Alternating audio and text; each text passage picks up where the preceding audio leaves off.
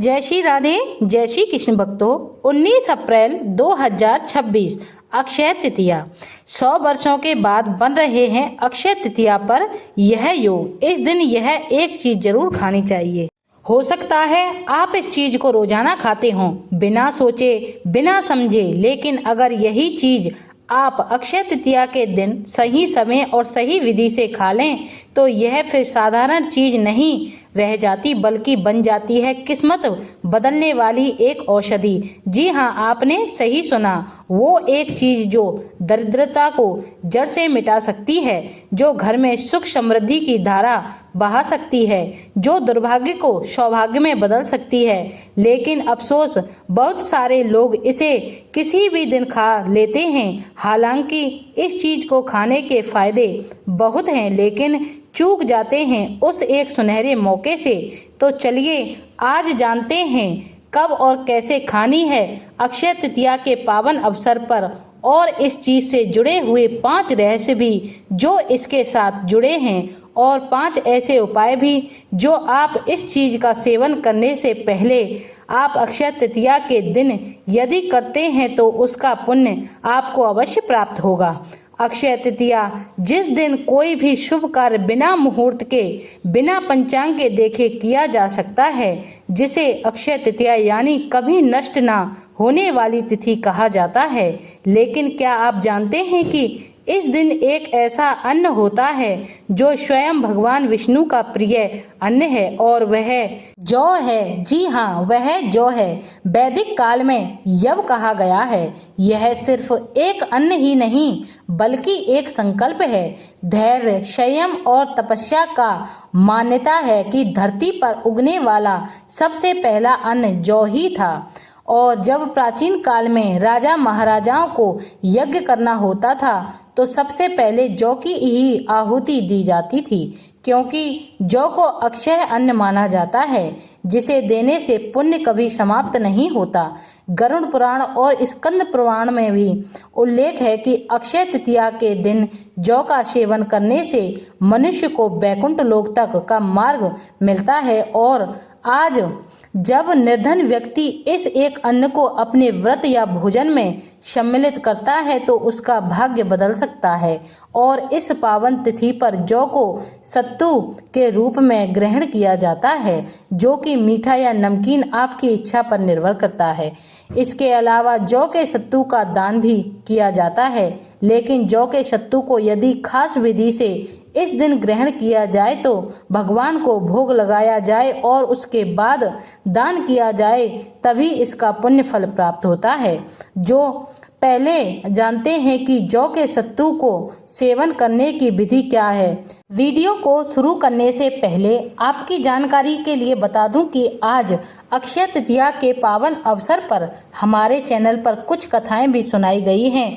इसके अलावा अक्षय तृतीया के दिन क्या क्या चीज़ें खरीदनी चाहिए, क्यों नहीं खरीदनी चाहिए, इन सब बातों को अगर आप जानना चाहते हैं तो हमारे चैनल पर अलग अलग वीडियो हैं, आप उनको देख लीजिए। आपको यह भी बताएंगे कि अक्षय तृतीया के दिन जो चंदन यात्रा का शुभारंभ होता है, क्योंकि इसी तिथि से भगवान जगन्नाथ जी के लिए जो रथ यात्रा का निर्माण होता है वह भी शुरू हो जाता है, जो बहुत ही रोचक जानकारी है। इस वीडियो को आप अंत में एक बार जरूर सुन लीजिएगा। अगर आप भगवान जगन्नाथ के या भगवान श्री कृष्ण के भक्त हैं तो सबसे पहले आप अक्षय तृतीया के दिन सुबह जल्दी उठें, स्नान करें और उसके बाद एक साफ स्वच्छ स्थान पर पूर्व दिशा की ओर मुंह करके सबसे पहले एक कटोरी में जौ का शुद्ध सत्तू लें। आपको बाजार में जौ का शुद्ध सत्तू मिल जाएगा। कुछ जगह पर केवल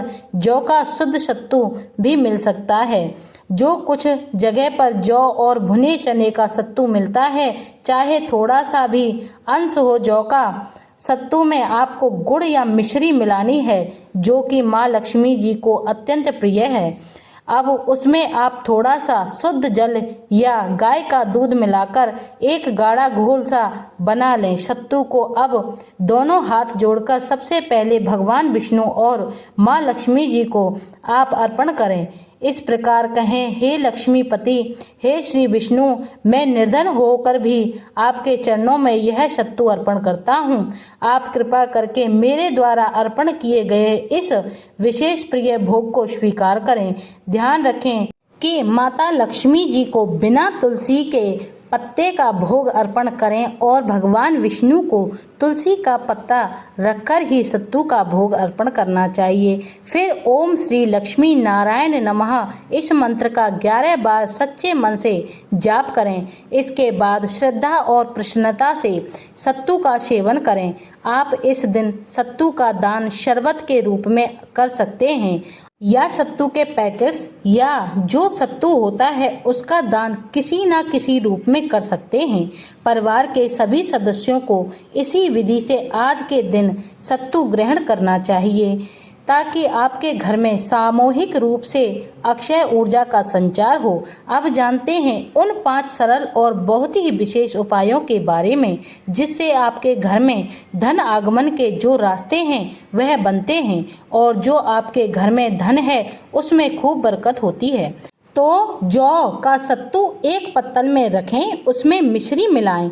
अब इसे चाहे तो पानी मिलाकर उसी दिन यदि दान करना हो तो उसी दिन आप दान कर दें, नहीं तो सूखे सत्तू को जिसमें मिश्री मिलाकर श्रद्धा पूर्वक दान कर दें। आपके घर में धन संग्रह की शक्ति बढ़ती है, माँ लक्ष्मी जी का स्थायी वास हो सकता है। दूसरा उपाय यह है कि सत्तू का एक भाग आज के दिन आप तुलसी माता जी को भी अर्पण करें। तुलसी जी के पौधे को अर्पण करें और कहें, हे तुलसी माता, मेरे घर में माँ लक्ष्मी जी का वास सदैव बना रहे। और इस उपाय को करने से परिवार में मानसिक शांति और कर्ज से मुक्ति मिलती है। तुलसी माता को आप पानी मिला हुआ जो सत्तू होता है वही अर्पण करें और फिर तुलसी जी के पौधे को कुमकुम या रोली का तिलक लगाएं और एक लाल कलावा तुलसी जी की टहनी में या तले में बांधें। तीसरा उपाय है जो आप इस दिन कर सकते हैं, तो सत्तू में आप पानी और गुड़ या शक्कर डालकर 5 छोटी छोटी गोलियां बनाएं और उन्हें आसपास के किसी पीपल के पेड़ की जड़ में रखकर आ जाएं। ऐसा करने से पूर्वजों की कृपा प्राप्त होती है और जीवन में स्थिरता आती है। यदि पितृदोष होता है तो उस दोष में भी काफ़ी हद तक शांति मिलती है।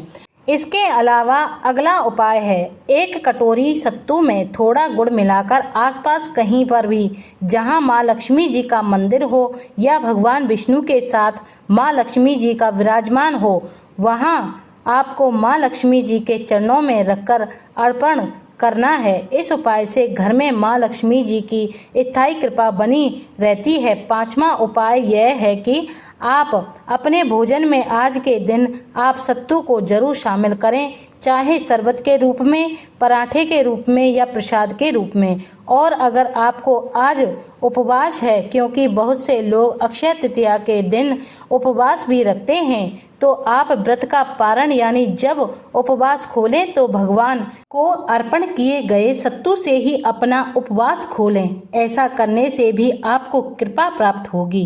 जो देखा आपने एक साधारण सा दिखने वाला सत्तू, अगर उसे सही विधि, सही भावना और सही दिन पर ग्रहण किया जाए तो फिर वह साधारण नहीं रह जाता, वो बन जाता है अक्षय पुण्य का द्वार जो दरिद्रता, दुर्भाग्य और कष्टों को जड़ से मिटा सकता है।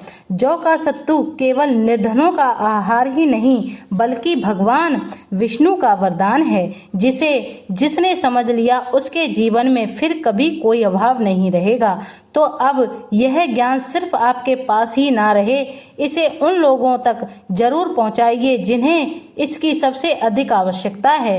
तो इस अक्षय तृतीया पर संकल्प लें कि न सिर्फ खुद के लिए बल्कि हर उस भूखे, पीड़ित और संघर्ष प्राणी के लिए आप एक दीपक जलाएंगे, एक कटोरी सत्तू बनाएंगे और एक प्रार्थना करेंगे।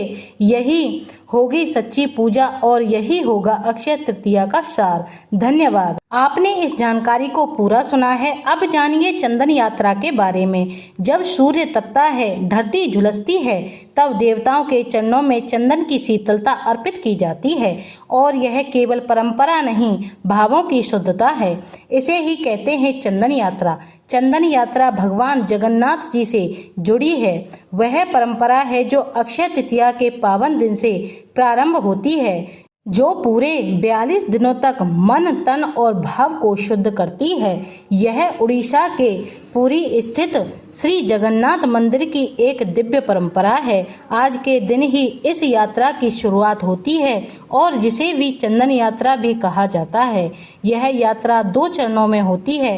पहला भाग होता है बहरा चंदन यात्रा यानी बाहरी यात्रा। दूसरी भाग होती है भीतरी यात्रा यानी भीतर चंदन यात्रा। भगवान जगन्नाथ बलभद्र और सुभद्रा जी की मूर्तियों के प्रतिरूप विग्रह, जिन्हें मदन मोहन और अन्य देव विग्रह कहा जाता है, उन्हें रथ पर बिठाकर मंदिर के बाहर स्वर्ग द्वार से नरेंद्र सरोवर ले जाया जाता है।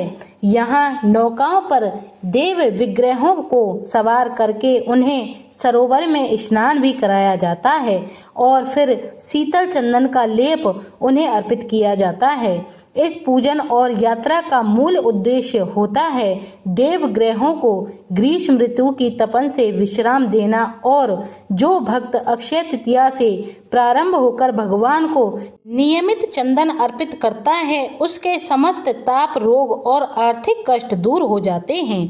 अगर आप जगन्नाथ भगवान जी के मंदिर में स्थित नहीं जा सकते, अक्षय तृतीया पर घर में ही तुलसी के पौधे पर चंदन का लेप लगा सकते हैं। भगवान श्री कृष्ण की प्रतिमा भी तुलसी के जैसी ही लगती है। कम से कम भक्त तो भगवान के बारे में ऐसा ही सोचते हैं और सोचें भी क्यों ना, संपूर्ण ब्रह्मांड के स्वामी जब अपने प्रिय भक्त माधवेंद्र पुरी से गर्मी की शिकायत करेंगे तो फिर वे भला भगवान की परेशानी समझकर उनकी गर्मी दूर करने के लिए प्रयास क्यों नहीं करेंगे। इसलिए चैतन्य महाप्रभु के गुरु ईश्वरपुरी के गुरु माधवेंद्र पुरी जब भगवान को चंदन का लेप लगाते हैं तो भगवान के साथ साथ उनके भक्तों को भी शीतलता की गहराई अनुभूति होती है। इस दिन न केवल जगन्नाथपुरी में बल्कि दुनिया भर के सभी इस मंदिर में और जिस जिस सनातनी के घर में भगवान श्री कृष्ण विराजमान होते हैं वहाँ पर उन्हें चंदन का लेप लगाया जाता है। गौड़ी संप्रदाय के प्रमुखतम आचार्य माधवेंद्र पुरी ने भगवान के माधुर्य रस का प्रकाश डाला है। चंदन यात्रा की परंपरा के परिवर्तन में उनका बहुत बड़ा योगदान है। गोवर्धन प्रवास के समय एक बार गोपाल ने स्वयं स्वप्न में दर्शन देकर उन्हें प्रकट करने का अनुरोध किया। माधवेंद्र पुरी ने गांव वालों की सहायता से उस स्थान को खोदा और वहां मिले गोपाल जी के विग्रह को गोवर्धन पर्वत पर ले जाकर स्थापित कर दिया।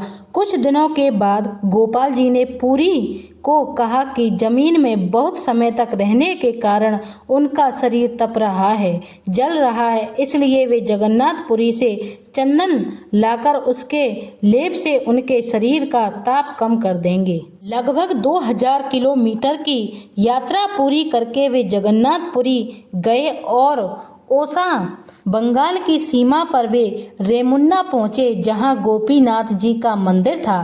रात को उस मंदिर में गोपीनाथ जी को खीर का प्रसाद लगाते देखकर माधवेंद्र पुरी ने सोचा कि अगर वे उस खीर को पा जाते तो वैसी ही खीर अपने गोपाल को भी खिलाते। ऐसा सोचकर वे रात को वहीं सो गए, इस आशा में कि उन्हें खीर का प्रसाद मिलेगा। उधर भगवान गोपीनाथ जी ने मंदिर के पुजारी को रात में स्वप्न में आदेश दिया कि मेरा एक भक्त यहाँ पर आज आया है, उसके लिए मैंने खीर चुराई है, उसे वह दे दो। क्योंकि भगवान ने अपने भक्त के लिए खीर चुराई थी और यह चोरी इतनी प्रसिद्ध हो गई कि उनका नाम ही खीर चोर गोपीनाथ पड़ गया। ऐसे तो भगवान को माखन चोर भी कहते हैं, लेकिन भगवान का एक नाम खीर चोर गोपीनाथ भी है। अगले दिन माधवेंद्रपुरी के जगन्नाथपुरी पहुंचने से पहले ही यह खीर चोर की खबर चारों ओर फैल गई। जगन्नाथपुरी में माधवेंद्रपुरी ने भगवान जगन्नाथ जी के पुजारी जी से मिलकर अपने गोपाल के लिए चंदन मांगा। पुजारी जी ने पुरी को महाराजा पुरी से मिलवा दिया और महाराजा ने अपने क्षेत्र की एक मन लगभग 37 किलो विशेष चंदन की लकड़ी अपने 2 विश्वस्त अनुचरों के साथ पुरी को दिलवा दी। जब पुरी गोपीनाथ मंदिर के पास पहुँचे तो गोपाल फिर उनके स्वप्न में आए और कहने लगे, अब तो वो चंदन गोपीनाथ जी को ही लगा दीजिए, क्योंकि गोपाल और गोपीनाथ तो एक ही हैं। माधवेंद्रपुरी ने गोपाल के निर्देशानुसार वह चंदन गोपीनाथ जी को ही लगा दिया। तभी से इस लीला के सम्मान में हर साल चंदन यात्रा उत्सव आरंभ हो गया। चंदन यात्रा का यह उत्सव अक्षय तृतीया से लेकर नरसिंह चतुर्दशी तक मनाया जाता है। मंदिर में अर्च विग्रहों का संपूर्ण रूप से चंदन श्रृंगार किया जाता है। कहते हैं जो भी भगवान की इस लीला में उन्हें चंदन भेंट करता है, भगवान उसके सभी भौतिक कलेशों को मिटा देते हैं। और अगर आप भी अपने भौतिक तापों से मुक्ति पाना चाहते हैं तो आज भगवान को पूर्ण श्रद्धा के साथ चंदन अवश्य भेंट कीजिएगा। बस आज की वीडियो की यही जानकारी थी। ऐसी ही धार्मिक वीडियो देखने के लिए हमारे चैनल सनातन प्रीति को लाइक, कमेंट, शेयर और सब्सक्राइब जरूर करें। जय श्री राधे, जय श्री कृष्ण।